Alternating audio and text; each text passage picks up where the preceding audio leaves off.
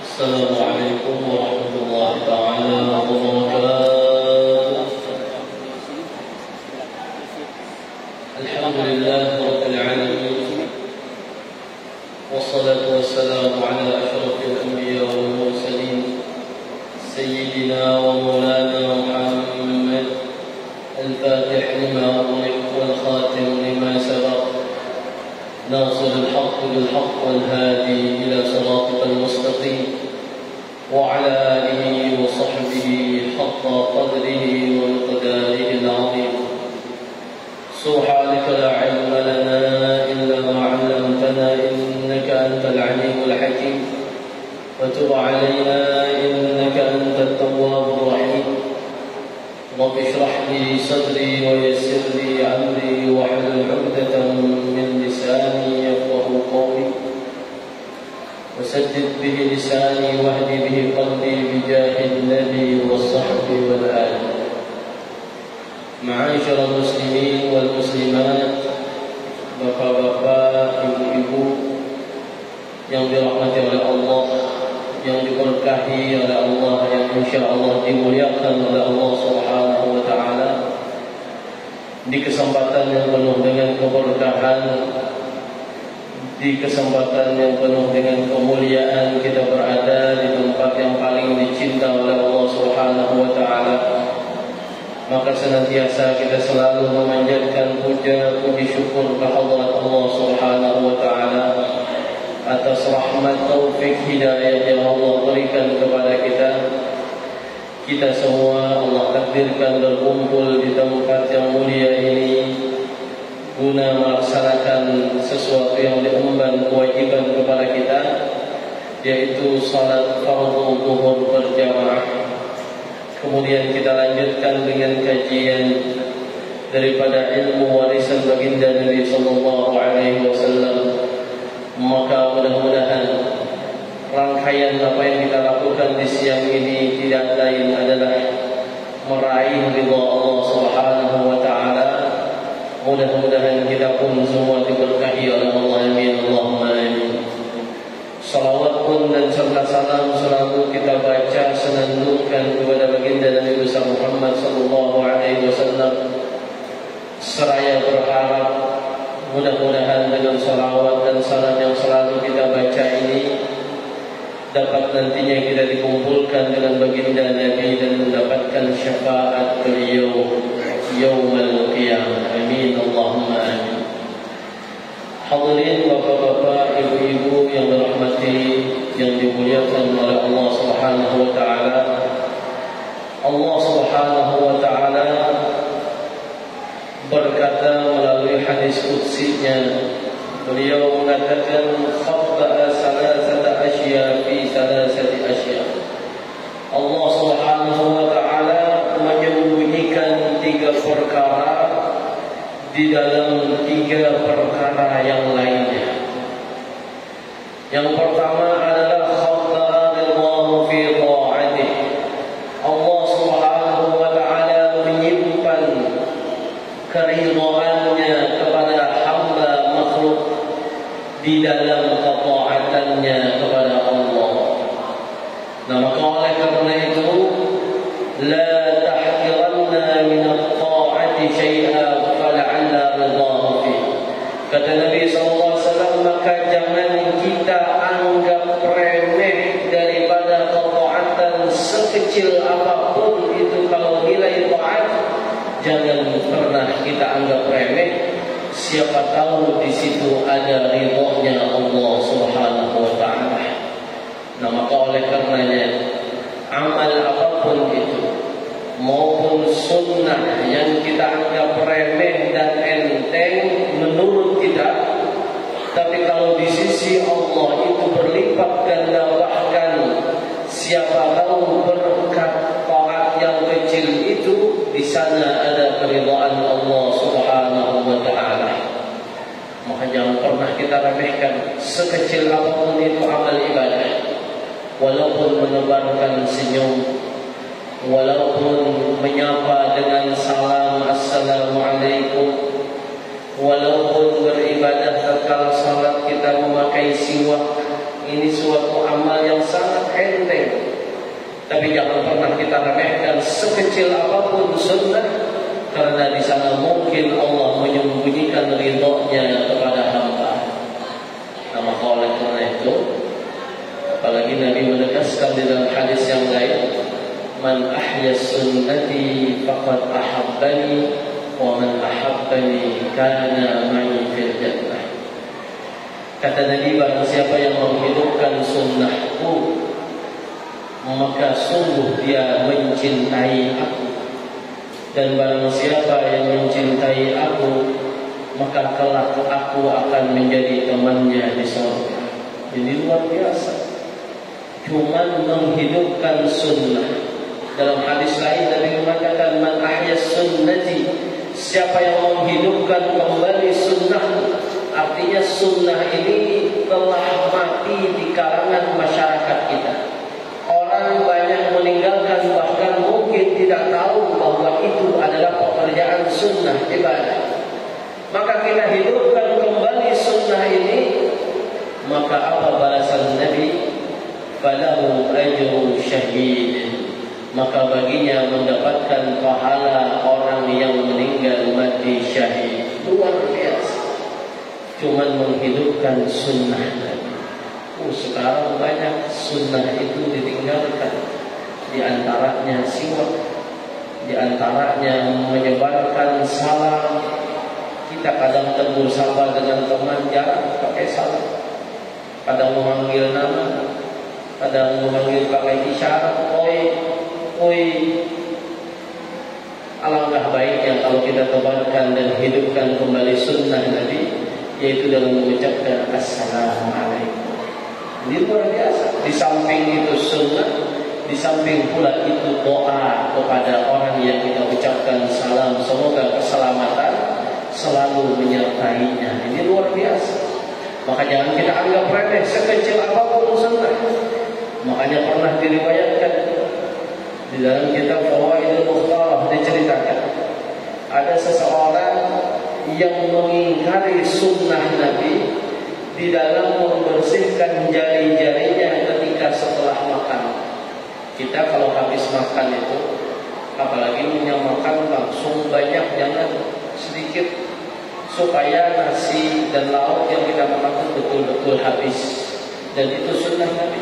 Ini kadang nafsu, apalagi acara kawinan, apalagi makan peras, mangan ayam masuk, daging masuk, padahal perut kenyang. Pas makan banyak sisa, nah ini mubazir. Maka makan dan bahkan Nabi di antara sunnahnya, setelah makan bagaikan piring Nabi itu bersih tanpa ada noda bekas makan. Habis dijilat Nabi, bahkan jari-jari Nabi itu beliau jilat dari kelingking sampai ke jempolnya. Maka ada salah seorang mengingkari dari hadis ini, tidak percaya. Joroknya menjilati makan, padahal itu adalah kesunahan dari Nabi. Akhirnya pada malamnya dia tidur, walam yastayqid, dan tidaklah dia bangun di pagi hari, illa wa asabi'u mabsulah, jari-jarinya semuanya terpotong karena meremehkan sunnah. Lihat, padahal itu enteng, kita anggap remeh, apa sih ini, dibasuh selesai, tapi ini sunnah. Jangan meremehkan sekecil apapun amal taat. Siapa tahu di sana ada ridha Allah Subhanahu wa taala. Berapa banyak cerita dari para salaf yang meninggal kemudian dimimpikan oleh salah seorang muridnya mendapatkan rahmat, hadiah dari Allah, kenikmatan. Tatkala ditanya bukan karena amal ibadah, bukan karena catatan pengarang kitabnya yang banyak, bukan karena sholatnya, tapi hanya karena mereka mempunyai sifat rahmat, kasih sayang kepada seekor binatang saja. Karena itu Allah berikan mereka rahmat, hadiah yang luar biasa. Makanya sekali lagi Nabi mengingatkan, jangan meremehkan sekecil apapun sunnah.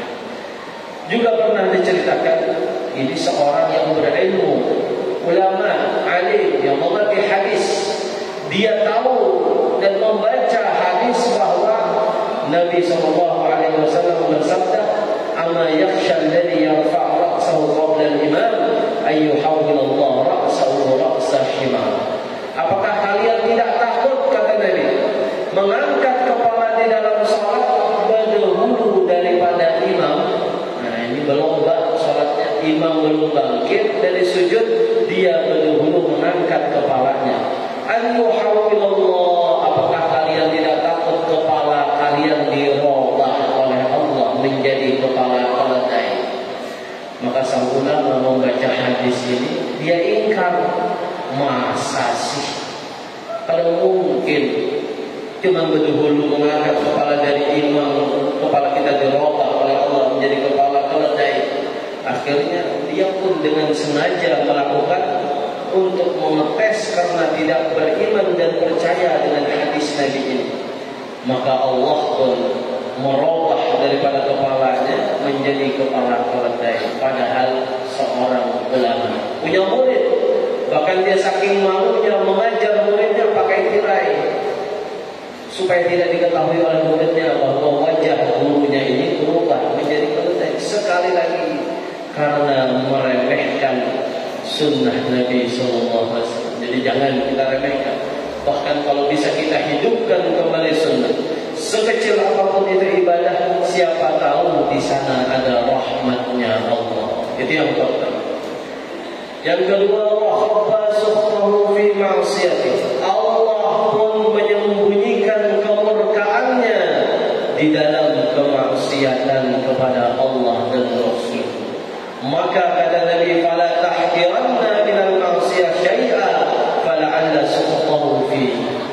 Jangan engkau remehkan sekecil apapun itu maksiat, kalau itu dilarang oleh Allah, dilarang oleh Nabi, dilarang oleh syariat agama kita bahwa itu dosa, maksiat, jangan kita kerjakan sekecil apapun. Siapa tahu di situ ada murkanya Allah. Ustaz, nyuri tapi belum sedikit aja Ustaz, 5.000 aja nyurinya. Walaupun 5.000. Belum kudu Ustaz, kali ini Ustaz tidak apa-apa ya, sekali aja bohong kepada orang lain supaya ini itu dan lain sebagainya. Jangan remehkan sekecil apapun dosa. Siapa tahu di situ ada murka Allah. Na'udzubillah. Berkat kita menganggap ini dosa biasa aja. Menjuntal duit 5.000 apa? Ada kesan beli es saja ini. Kehausan siap, dimaafkanlah. Apalagi kan minumannya juga buat rame-rame minumnya, misal. Jangan kita anggap remeh. Sekecil apapun sunnah, sekecil apapun maksiat, siapa tahu disitulah ada murka Allah. Kita meremehkan maksiat yang kecil, Allah murka.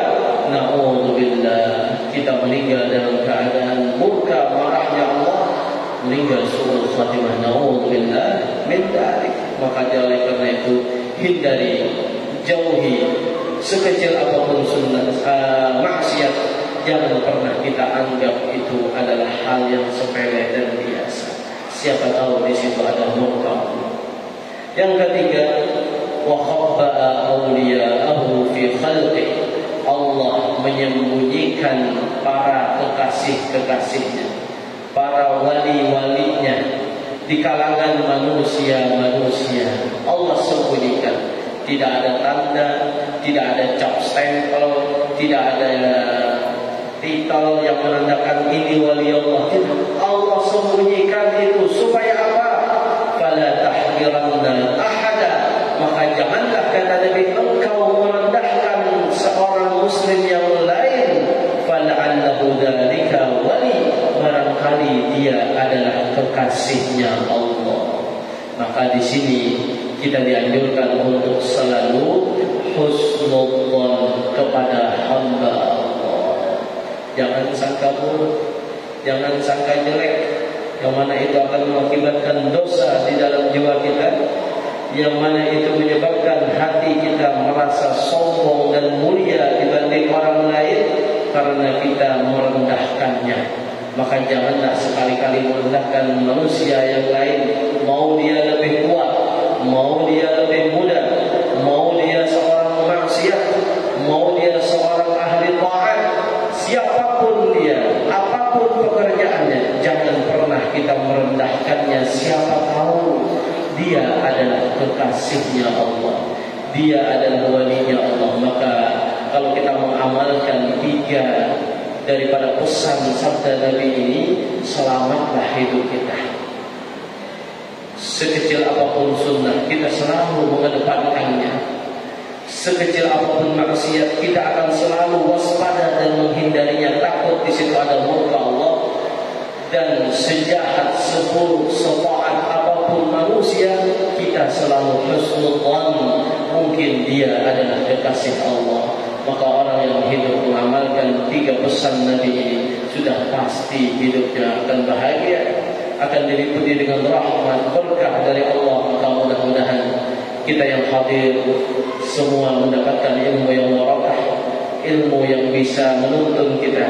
Pesan Nabi ini bisa membimbing kita menjadi makhluk Allah yang lebih baik daripada sebelumnya, menjadi makhluk Allah yang bahagia di dunia, bahagia di akhirat, dengan umur panjang dalam ketaatan, sehat walafiat, harta melimpah ruah, tidak ada hisabnya nanti di akhirat, dan meninggal mendapatkan predikat husnul khatimah. Amin, amin ya rabbal alamin. Mudah-mudahan kita semua, apa segala hajat, apa segala penyakit diangkat dan dikabulkan oleh Allah Subhanahu wa taala.